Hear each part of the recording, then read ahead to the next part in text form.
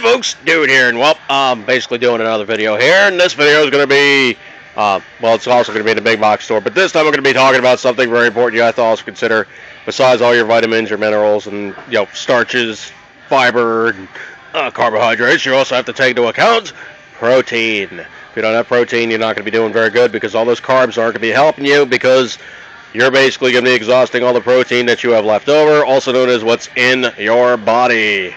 Alright, so take a look at what we got here. Well, first off, we have the big honking cans of tuna fish.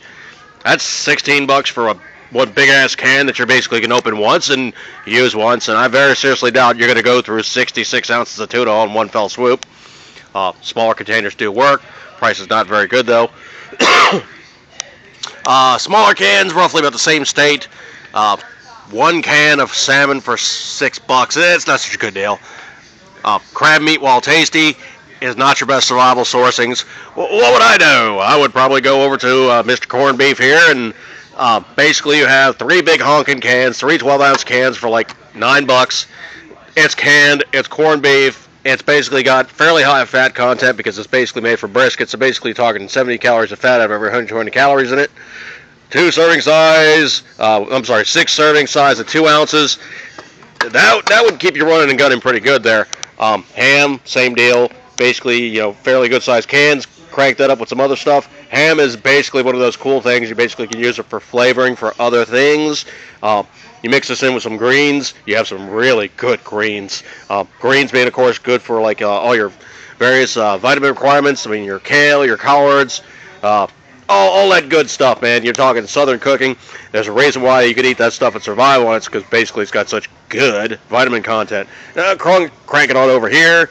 I also got, you know, various cans of chicken, various cans of turkey, and of course those are very good sized containers. We were talking, like, you know, same deals over here with the corned beef. Basically, you got your turkey, got your chicken, got your corned beef.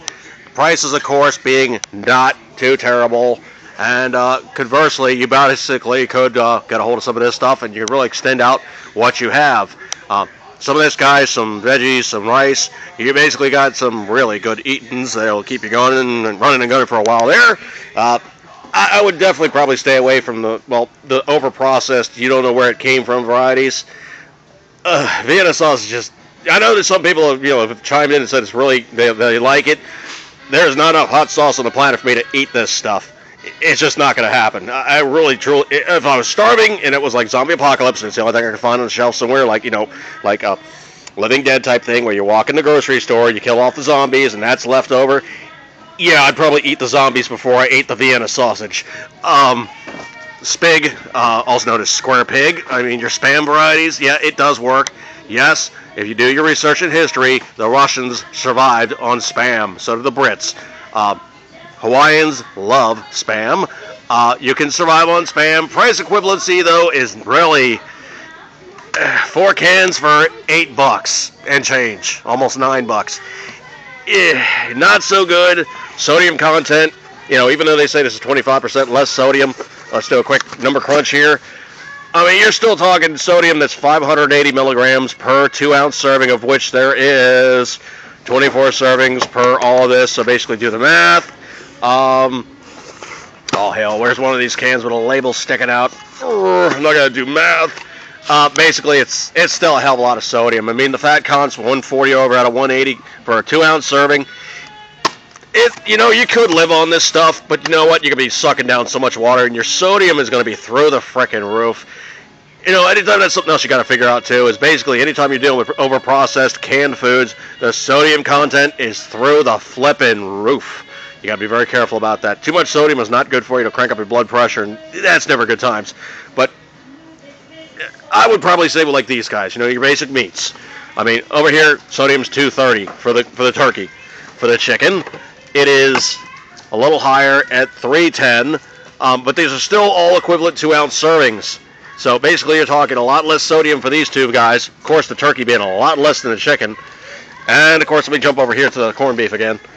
Corned beef, of course, being $3.90 for sodium. I mean, you know, not the best numbers, but a damn sight better than cruising in on 600 milligrams of sodium.